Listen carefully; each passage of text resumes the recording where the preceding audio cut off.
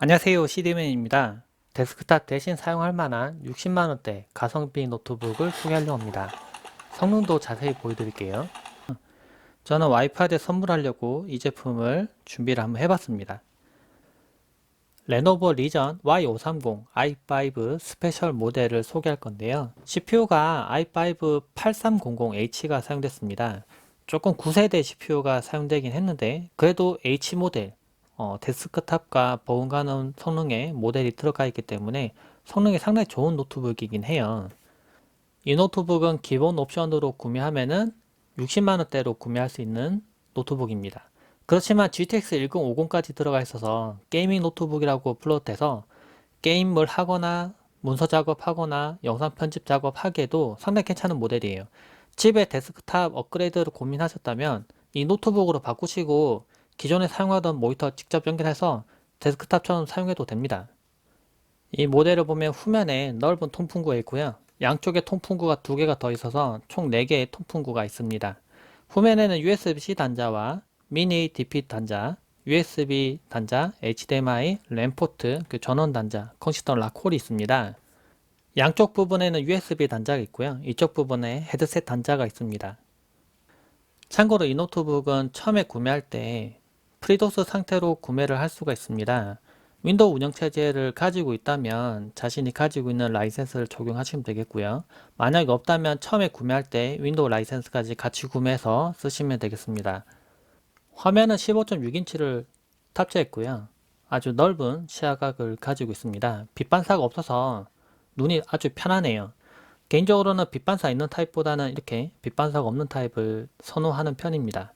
그리고 하단 부분에 웹캠이 들어가서 아랫부분이 좀 더 두꺼운 형태를 하고 있어서 기본적으로 모니터가 좀 위로 올라간 형태를 하고 있어요. 그리고 이 노트북은 조금 특이하게 이렇게 모니터가 완전히 180도로 눕혀집니다. 이거는 장점을 가지고 있는데 데스크탑처럼 사용할 때 아래 부분을 좀 더 위로 올려서 노트북 화면이 좀 더 위로 올라가게 하고 싶을 때가 있는데요. 그 아래 부분에 거치대를 이렇게 세워서 이렇게 거의 세워서 사용할 수가 있습니다. 키보드도 상당히 좋은 게 들어갔는데요. 보면은 이렇게 키보드 백라이트가 들어가 있습니다. 끄거나 켤 수 있고요. 밝기도 조정이 가능합니다. 그래서 어두운 곳에서도 타이핑 가능하고요. 이거는 고급형 노트북에만 들어가 있는 옵션인데 이 가격대 노트북에도 지금 들어가 있어요. 터치패드도 아주 매끄럽고 잘 동작하게 되고요. 그리고 스피커도 하만 개 들어갔습니다. 그래서 음질도 상당히 짱짱하고 좋아요. 상단 부분에는 코팅이 되어 있는데 땀이 많이 나시는 분들도 잘 미끌리지 않고, 그리고 먼지가 묻고 오염이 되더라도 닦으면 아주 깨끗하게 닦이는 형태를 취하고 있습니다. 데스크탑 대신 사용하거나 또는 게이밍 노트북으로 사용할 때 키보드와 마우스를 좀 더 좋은 걸 사용하시면 좋습니다. 레노버 무선 마우스 M400을 쓰니까 선이 없는 이렇게 편안한 사용 가능했고요. 레노버 Y 기계식 키보드를 이용하면 좀 더 정밀한 입력을 하면서 게임을 할 수가 있습니다. 하단에 커버를 분리해서 램과 저장 장치를 업그레이드하는 방법에 대해서 소개하려고 합니다. 외부에 보이는 볼트만 다 풀어주면 되고요. 일단 풀어볼게요. 볼트를 다 풀었는데요. 근데 주의할 점이 볼트가 위에 부분과 아래 부분의 길이가 다릅니다. 그래서 제가 권장하는 방법은 옆에 제가 지금 볼트를 풀어놨죠. 여기 보시면은 옆에 풀면은 그 위치에 그대로 하나씩 놓습니다. 위에 4개, 중간에 3개, 그리고 아래 부분에 4개가 있는데 그대로 모양 똑같게 이렇게 풀어서 옆에 놨어요. 이렇게 하시면은 나사 길이 뭐 달라지게 잘못 장착하지 않고 나중에 장착할 때도 똑같게 이렇게 장착을 하시면 되겠습니다. 커버를 분리할 때는 아래쪽 부분부터 틈을 벌려서 이렇게 틈을 벌리고요. 측면 부분은 중간을 잡고 들어 올려서 틈을 벌리면 이렇게 벌어집니다.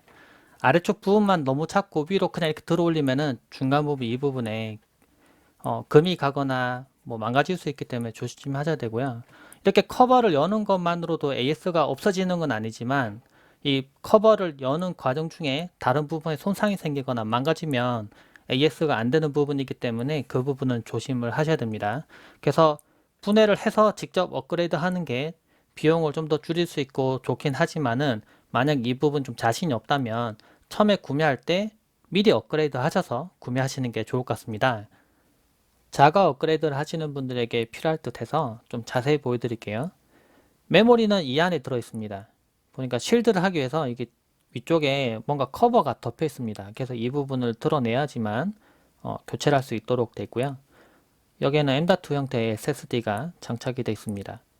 만약에 더 큰 용량의 SSD로 사용하거나 또는 자신이 이미 사용하고 있는 SSD로 장착하고 싶다면 이거를 분해해서 장착하시면 되겠습니다. 이 상단에 붙어 있는 건 이게 써멀 테이프입니다. 여기서 열이 발생하는 걸 커버로 전달하기 위해서 써멀 테이프 붙어 있으니까 교체하실 때도 똑같게 이걸 이 부분에 붙여 주시면 되고요. 이 M.2 슬롯 부분 가까이 붙여져 있는 거는 이쪽 부분에 컨트롤러가 있기 때문에 이쪽에 붙여져 있는 겁니다. 그래서 이 부분 뒤에 낸드 플래시까지 다 덮을 필요는 없고요. 이 앞쪽 부분만 덮여 있으면 상관없겠습니다.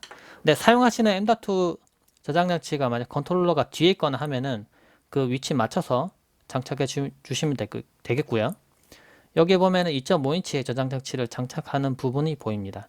근데 2.5인치 저장 장치를 이렇게 연결시키는 커넥터 부분이 있는데 이 커넥터는 이제 본체 박스에 들어있으니까 커넥터 이용하셔서 만약 저장 장치를 추가로 확장시키고 싶다면은 연결시켜서 사용해도 되고요.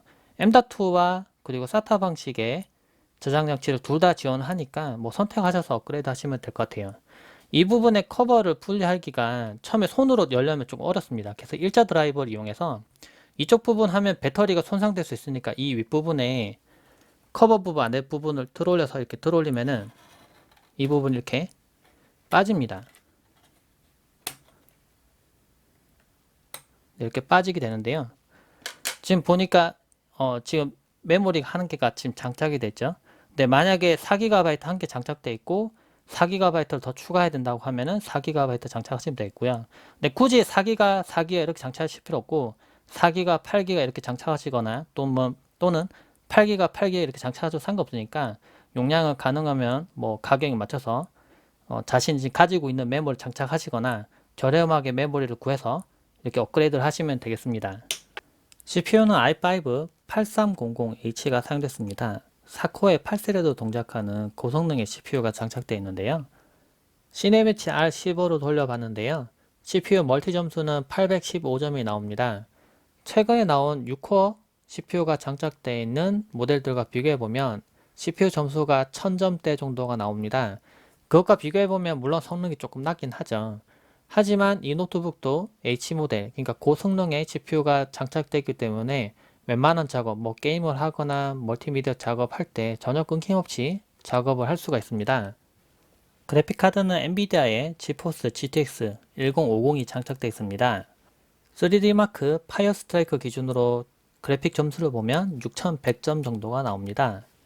그래픽 성능이 엄청 우수하다고 얘기하긴 좀 그렇지만은 옵션을 잘 타입하면은 웬만한 온라인 게임들은 크게 문제없이 할 수 있는 수준입니다. 리그 오브 레전드 게임을 해보고 있는데요. 지금 그래픽 옵션은 가장 최상 옵션으로 올렸습니다. 근데 지금 프레임을 보면은 지금 131, 144 이 정도 나오고 있어요. 리그 오브 레전드 게임 정도는 뭐 전혀 문제없이 할 수 있는 수준입니다.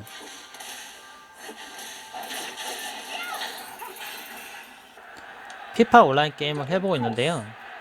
뭐 게임 하는 데 있어서 뭐 전혀 끊기거나 이런 느낌은 전혀 없네요. 아주 부드럽게 잘 됩니다. 아이고 먹혔다 이거. 슛은 막았습니다.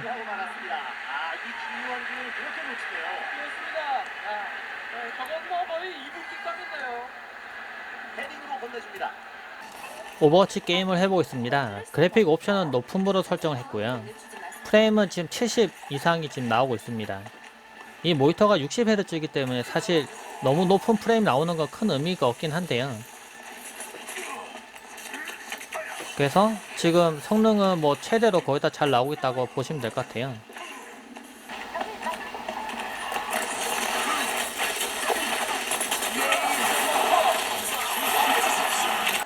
배틀그라운드 게임을 해보고 있습니다. 그래픽 옵션을 약간 조정을 했는데요. 지금 여기 보이는 것처럼 조금 낮게 조금 옵션 조정했습니다.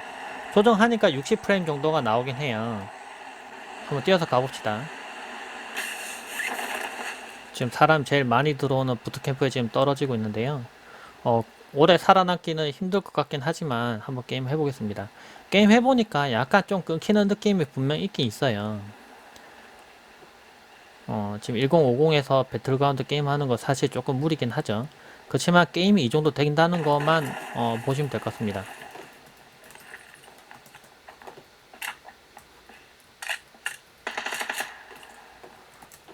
게임 해보니까 익숙해지면 게임 할 수는 있을 것 같아요. 근데 물론 제가 얘기하고 싶은 거는 144Hz를 지원하는 그런 게이밍 노트북과 비교하면은 물론 좀 끊깁니다.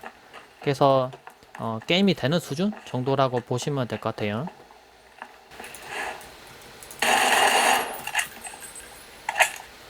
이 노트북으로 게임을 하는데 물론 이 노트북이 엄청나게 고사양 노트북은 아니기 때문에 발열은 그렇게 높지는 않았어요. 그래픽카드 1050의 온도 같은 경우는 지금 65도 정도를 보여주고 있고요. CPU는 지금 73도, 74도 정도를 보여주고 있습니다. 상당히 괜찮은 온도를 보여주고 있죠. 인터넷 웹서핑을 하거나 뭐 문서 작업하거나 이런 용도로 사용할 때 상당히 성능이 좋습니다. 일반적인 저전력 CPU를 사용한 그런 노트북에 비해서 반응 속도도 상당히 좀 빨리 피드백이 오는 게 느껴지고요. 그래서 뭐 문서 작업이나 뭐 웹서핑이나 쇼핑몰 같은 데 들어가서 뭐 구매를 하거나 이런 식으로 사용할 때도 느린 노트북을 사용하는 것보다는 좀 빠른 노트북을 사용할 때 체감 성능이 좋거든요. 확실히 사용할 때 좀 더 쾌적한 느낌을 좀 받을 것 같아요. 사운드도 상당히 괜찮았습니다. 밑에 오디오가 하만이라고 지금 적용되어 있는데 사운드가 상당히 공간감 있게 깨끗하게 잘 울리고요.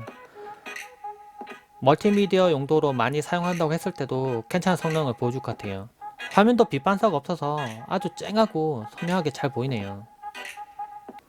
포토샵으로 편집 작업할 때도 유용하게 사용할 수 있습니다. 노트북 성능이 상당히 괜찮기 때문에 뭐 전혀 끊김없이 할 수가 있고요. 이 부분 아무래도 CPU 성능이 좀 좋은 부분 때문에 아무래도 이런 작업이나 뭐 그래픽 작업이나 이런 부분 사용했을 때도 뭐 전혀 끊김없이 할 수 있을 것 같습니다. 프리미어를 이용해서 영상 편집을 해보고 있는데요. 4K 영상을 넣어놓고 편집 작업할 때도 전혀 끊김없이 작업할 수 있었습니다. 그리고 엔비디아 그래픽카드가 들어가기 때문에 가속도 사용할 수 있고요. 영상을 인코딩 할 때도 좀 더 빠르게 결과물을 볼 수 있어서 편리했습니다. 어, 영상 편집 작업을 많이 하신다거나 뭐 그래픽 작업 하시는 분들에게도 뭐 충분한 성능을 내주는 노트북입니다.